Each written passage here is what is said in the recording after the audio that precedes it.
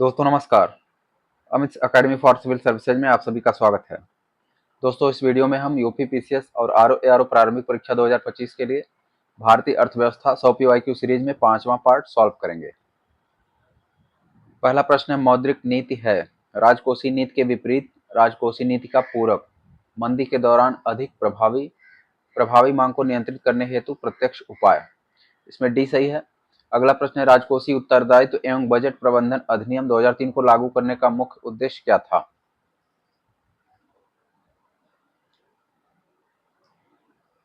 राजकोषीय उत्तरदायित्व एवं बजट प्रबंधन अधिनियम FRBM एक्ट। इसका उद्देश्य था, ऑप्शन डी सही है, राजकोषीय घाटे को कम करना तथा एक निश्चित सीमा में रखना।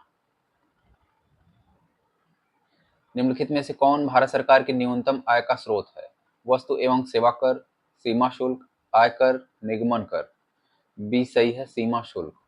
जीएसटी परिषद का अध्यक्ष कौन है।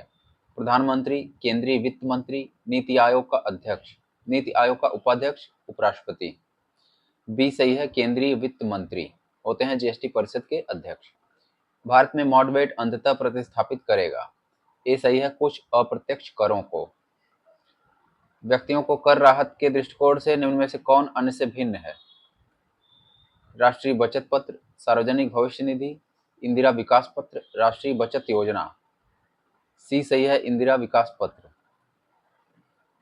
उपकर होता है किसी कर पर अतिभार, विलास की वस्तुओं पर अतिरिक्त कर, आगम प्राप्त करने का अस्थायी उपाय। एक कर जिससे प्राप्त आगम किसी विशेष उद्देश्य से खर्च किया जाता है। ऑप्शन डी सही है। जिस नवीनतम कमेटी ने कर सुधारों पर अपनी रिपोर्ट प्रस्तुत की है उसे जाना जाता है केलकर समिति के नाम से, चिलैया समिति के नाम से, नरसिम्हन समिति के नाम से, वाघुल समिति के नाम। ए सही है, केलकर समिति।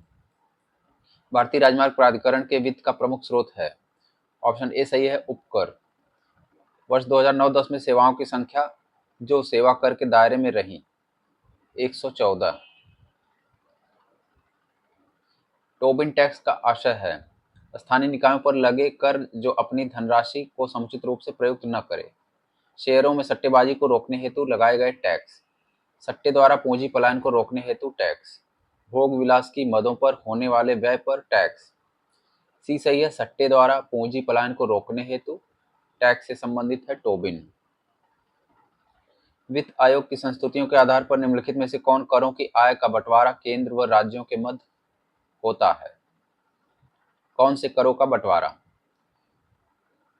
केवल आयकर का, केवल आयकर और सीमा शुल्क का, आयकर तथा उत्पाद शुल्क, समस्त केंद्रीय करों से प्राप्त शुद्ध आय।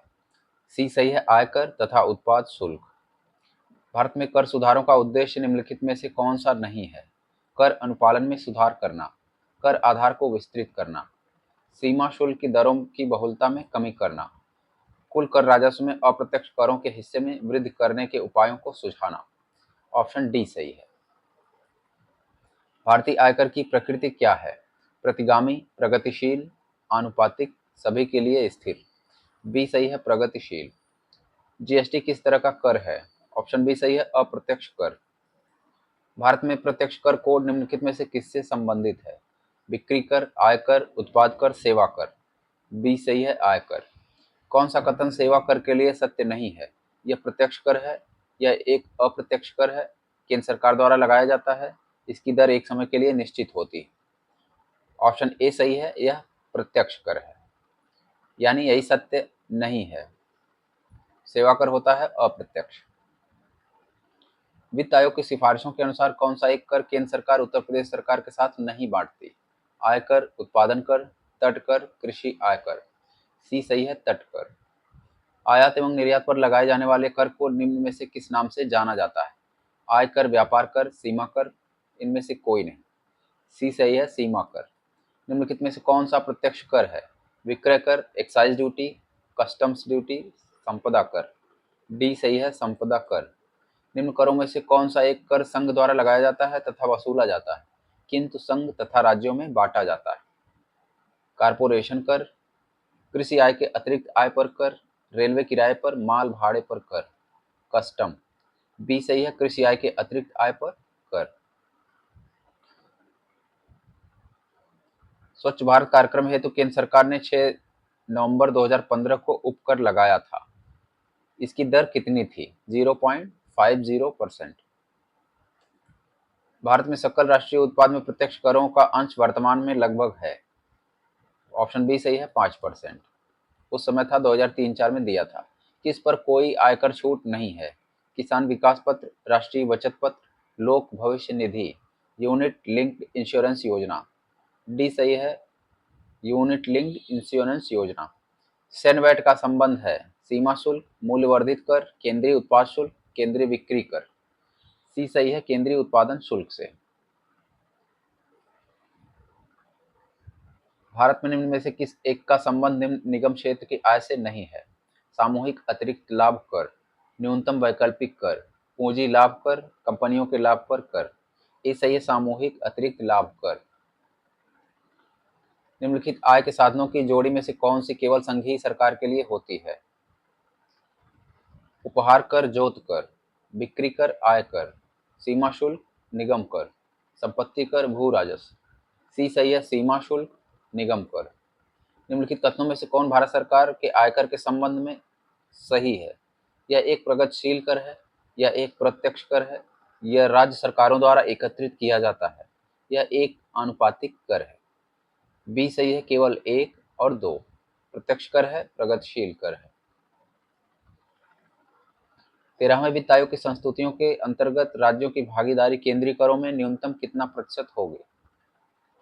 उस समय था 32%। भारत में कृषि आयकर लगाया जा सकता है राज्य सरकारों द्वारा, केंद्र सरकार द्वारा, स्थानीय सरकारों द्वारा, केंद्र तथा राज्य सरकारों द्वारा। ए सही है, राज्य सरकारों द्वारा। भारत में केंद्र सरकार की कर आय के दो सबसे बड़े स्रोत हैं, केंद्रीय उत्पाद कर व निगम कर। तट कर व निगम कर, केंद्रीय उत्पाद कर व तट कर, तट कर व आयकर। सी सही है, केंद्रीय उत्पाद कर व तट कर।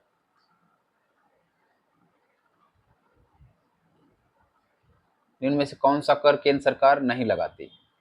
उपहार कर, मनोरंजन कर, व्यक्तिगत आयकर, निगम कर। बी सही है, मनोरंजन कर। भारतीय आयकर अधिनियम की धारा 88 में उपलब्ध आयकर छूट को समाप्त करने की सिफारिश किस समिति ने की थी? चलैया समिति, केलकर समिति, सोम समिति, रंगराजन। बी सही है, केलकर समिति। निम्नलिखित में से कौन सा कर भारत सरकार द्वारा नहीं लगाया जाता? सेवा कर, शिक्षा कर, सीमा कर, मार्ग कर। डी सही है, मार्ग कर या टोल टैक्स। किसने भारत में पहली बार व्यय कर लगाने का सुझाव दिया? कलेस्की, काल्डार, आरजे चलैया, गौतम माथुर। डी सही है, कॉल्डार। राज्यों को राजस्व का भाग मिलता है आयकर से, सीमा शुल्क राजस्व से, उत्पादन कर से, आयकर अधिभार से। सी सही है, उत्पादन कर से। निम्नलिखित में से कौन सा भारत में कोशीय नीति का नहीं? दर परिवहन, सबसे मूल्यवर्धित कर। डी सही है, दर व्यवस्था में व्यय और राजस्व का अंतर अतिरिक्त कागजी मुद्रा छापकर पाटते हैं। यदि युक्ति का उद्देश्य आर्थिक विकास है, इस युक्ति का उद्देश्य आर्थिक विकास है, परंतु यदि यह विफल हुई तो स्थिति उत्पन्न होगी मुद्रा संकुचन, विमुद्रीकरण, मुद्रा अवमूल्यन, मुद्रास्फीति। डी सही है, मुद्रास्फीति। भारत में तदर्थ राजकोष पत्र प्रणाली को अर्थोपाय ऋण प्रणाली में परिवर्तित किया गया किस वर्ष? ऑप्शन ए सही है, 1 अप्रैल 1997 से। राजकोषीय नीति के संबंध में निम्नलिखित में से कौन सा कथन सही नहीं है? राजकोषीय नीति में कर और व्यय नीति को सम्मिलित करता है। राजकोषीय नीति का संबंध सार्वजनिक ऋण का ऋण से प्रबंधन से है। सार्वजनिक ऋण का ऋण प्रबंधन। राजकोषीय नीति अर्थव्यवस्था में मुद्रा की पूर्ति को प्रभावित करती है। राजकोषीय नीति विनिमय दर को स्थिर रखती है। ऑप्शन डी सही है। यह कथन सत्य नहीं है। पूछा है कौन सा सही नहीं है? निम्नलिखित में से कौन राजकोषीय नीति का उपकरण है? करारोपण, सार्वजनिक व्यय, सार्वजनिक ऋण, उपरोक्त सभी। डी सही है, उपरोक्त सभी। भारत में दीर्घकालीन राजकोषीय नीति की घोषणा किस वित्त मंत्री द्वारा की गई? VP Singh, P Chidambaram, Manmohan Singh, Yashwant Sinha. A सही है, वीपी सिंह। भारत सरकार की राजकोषीय नीति का निम्न में से कौन एक उद्देश्य नहीं है? पूर्ण रोजगार, मूल्य स्थिरता, अंतरराज्यीय व्यापार का नियमन, धन तथा आय का न्यायोचित वितरण। ये सही है पूर्ण रोजगार। संघ सरकार के राजस्व व्यय का सबसे महत्वपूर्ण मद निम्नलिखित में से कौन है? प्रमुख आर्थिक सहाय, पेंशन, वेतन भत्ते, ब्याज अदायगी। डी सही है ब्याज अदायगी। राजकोषीय नीति के स्वर्णिम नियम के अनुसार सरकारों की अपेक्षा की जाती है कि वे निम्नलिखित में से किसके लिए वित्तीय हेतु ऋण लें?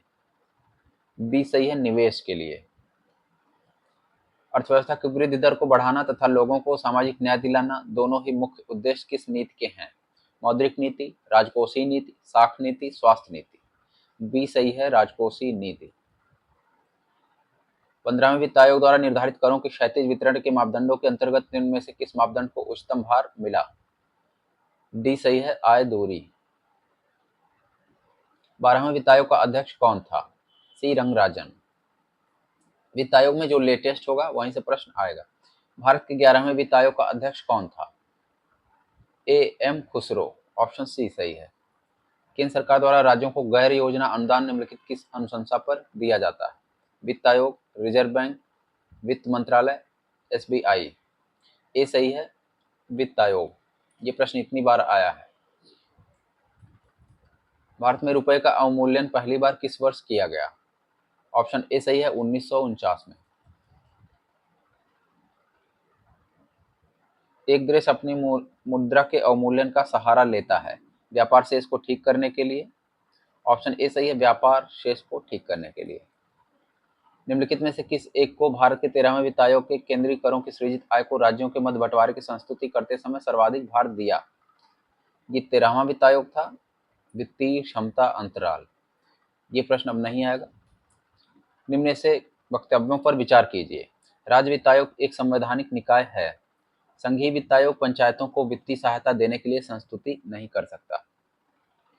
ए सही किंतु आर गलत। ऑप्शन सी सही है। मुद्रास्फीति की दरें किस सूचकांक पर आधारित होती हैं? थोक मूल्य सूचकांक। भारत का आर्थिक सर्वेक्षण प्रत्येक वर्ष सरकारी तौर पर प्रकाशित किया जाता है। भारतीय रिजर्व बैंक द्वारा, भारतीय योजना आयोग द्वारा, भारतीय सरकार के वित्त मंत्रालय द्वारा, भारत सरकार के उद्योग मंत्रालय द्वारा। सी सही है भारतीय सरकार के वित्त मंत्रालय द्वारा। 10वें वित्त आयोग के अनुसार करों के विभाजन हेतु उपयुक्त कोष में राज्यों का हिस्सा होगा। ये नहीं आएगा, ये पुराना हो चुका है। वित्त आयोग और अध्यक्ष। सूची 1 को 2 से सुमेलित करें। इसमें ऑप्शन ए सही है 1, 3, 4 और 2। 9वें कहें पी के साल्वे, 10वां के सी पंत, 11वां खुसरो, 12वां सी रंगराजन। ऑप्शन ए सही है। एशिया में सर्वप्रथम निर्यात प्रसंस्करण क्षेत्र ईपीजेड कहाँ स्थापित किया गया था? टोक्यो, ढाका, कांडला, चेन्नई। सी सही है कांडला, गुजरात में। निजी क्षेत्र का प्रथम निर्यात प्रक्रिया क्षेत्र स्थापित किया गया था। सूरत में, नोएडा में, चेन्नई, मंगलुरु। ए सही है सूरत में। विशेष आर्थिक क्षेत्र एसईजेड अधिनियम प्रभावित हुआ। ऑप्शन सी सही है 2006 में। उत्तर प्रदेश में विशिष्ट आर्थिक जोन स्थापित किए जा रहे हैं। Special economic zone. Option D सही है मुरादाबाद, कानपुर, नोएडा, ग्रेटर नोएडा। भारत में विशेष आर्थिक क्षेत्र नीति घोषित की गई किस वर्ष? ऑप्शन ए सही है अप्रैल 2000 में। दोस्तों आपको वीडियो अच्छा लगा हो तो लाइक करें और हमारे चैनल पर नए हैं और भी सब्सक्राइब नहीं किया है तो प्लीज़ सब्सक्राइब करें। धन्यवाद।